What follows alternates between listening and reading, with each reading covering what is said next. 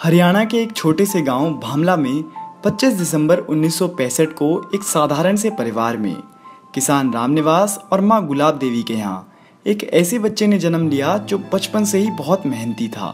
नाम था रामकृष्ण रामनिवास यादव, जो आज पूरे विश्व में स्वामी रामदेव के नाम से जाने जाते हैं। वह दिन भर पढ़ता लिखता था, वह बड़ों की सेवा करता था या फिर खेतों में किसानी में हाथ बटाता था। वो तो बिना माँ बाप के कहे ही सेकेंड हैंड किताबें खरीद लेता था और उन्हीं को पढ़ता रहता था। बचपन से ही स्वामी रामदेव को संघर्षों का सामना करना पड़ा। पैदा होने के कुछ महीने बाद ही चेहरे को लकवा मार गया था। सिर्फ 6 वर्ष की उम्र में ही गांव के तालाब में डूबते हुए बचे और कुछ ही समय बाद बहन के साथ खेल खेल में छत से गिर गए। एक सच्ची और अच्छी सोच रखने वाले स्वामी रामदेव बचपन से ही चाहते थे कि वो अपने देश के लिए कुछ ऐसा करें कि उनके आसपास की गरीबी बिल्कुल खत्म हो जाए। फिर जब एक दिन उनके गांव में एक बाबा आए तो उन्होंने रामदेव को कुछ किताबें दी। जब रामदेव ने वो किताबें पढ़ी तो वो उनसे इतने प्रेरित हो गए कि उन्होंने और ज्ञान की तलाश में गुरुकुल ढूंढना शुरू कर दिया। देश के लिए कुछ कर गुजरने की चाह रखने वाले स्वामी रामदेव एक दिन माता पिता को बिना बताए घर से कुछ पैसे निकाल चल पड़े गुरुकुल की तलाश में। अब वो गुरुकुल की तलाश में निकल तो पड़े थे, पर ना रहने का ठिकाना और ना ही खाने का। फिर हरियाणा के खानपुर गुरुकुल ने उन्हें जगह दी और उसी गुरुकुल की शिक्षा में बालक रामदेव का परिचय हो गया एक अलग ही जीवन से, योग के जीवन से। यही आगे चलकर इस बालक की पहचान बनने वाली थी। लेकिन पिता को नाखुश कर दिया था इस बच्चे ने। जब एक दिन रामदेव के पिता उन्हें ढूंढते ढूंढते गुरुकुल पहुंचे तो उन्होंने वहां उन्हें खूब डांट फटकार लगाई और उनसे पूछा कि क्या तुझे इसी दिन के लिए जन्मा था कि तू आगे चलकर ये भीख मांगने वाला बाबा बन सके।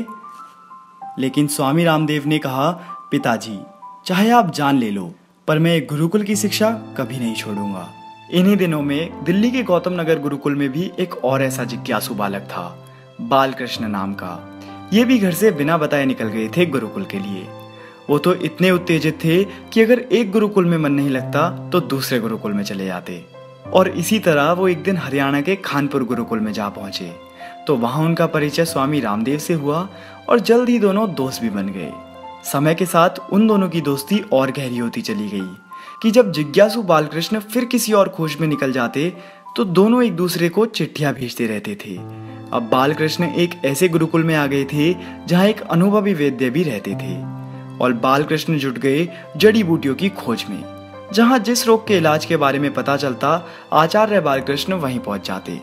हिमालय पर बसे साहुओं से भूख और सर्दी कम करने का ज्ञान लिया और वहीं के वैद्यों से लिवर रोग और माइग्रेन को ठीक करने वाली जड़ी बूटियों के बारे में पता लगाया। भेड़ बकरियां चराने वालों से भी अल्सर और चोट ठीक करने की शिक्षा ली। दूसरी तरफ आचार्य रामदेव की यात्रा भी जारी थी, जीवन दर्शन व योग की। फिर कुछ समय बाद आचार्य बालकृष्ण ने उन्हें सलाह दी कि अब उन्हें गुरुकुल छोड़कर ये योग और जड़ी बूटी की शिक्षा पूरे देश में फैलानी चाहिए और दोनों जा पहुंचे हरिद्वार। वहां जाकर बाबा रामदेव और आचार्य बालकृष्ण दोनों ही योगा और जड़ी बूटियों का ज्ञान बांटने लगे। धीरे धीरे उनके पास लोग आने लगे कि बाबा, जो आपने हमें सांस वाला योगा सिखाया था उससे कमर दर्द जैसे अन्य दर्द ठीक हो गए हैं। ये तो सिर्फ शुरुआत थी। इसके बाद न जाने कितने लोगों के रोग दूर कराए स्वामी रामदेव के योगा ने।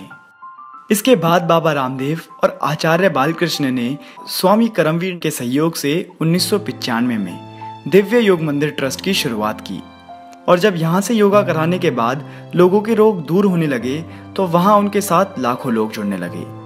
किसी की आंख की दिक्कत तो किसी के पेट की, सबके रोग दूर होते गए।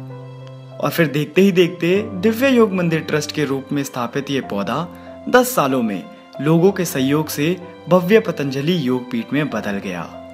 इन योग स्थलों का उद्घाटन इन्होंने अपनी माता गुलाब देवी और सुमित्रा देवी से करवाया।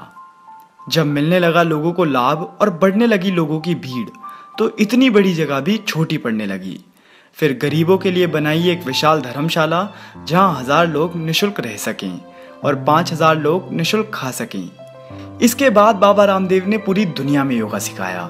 कुछ समय के बाद टेलीविजन पर भी बाबा रामदेव का योगा आने लगा। तो इसी वजह से लगभग हर परिवार सुबह सुबह आस्था टीवी के द्वारा बाबा रामदेव के साथ योगा करने लगा। जब पूरे देश भर में योग की लहर छाने लगी तो कई सारे लोगों की बीमारियां जो डॉक्टरों से ठीक ही नहीं हो पा रही थी, बाबा रामदेव के योगा से ठीक होने लगी।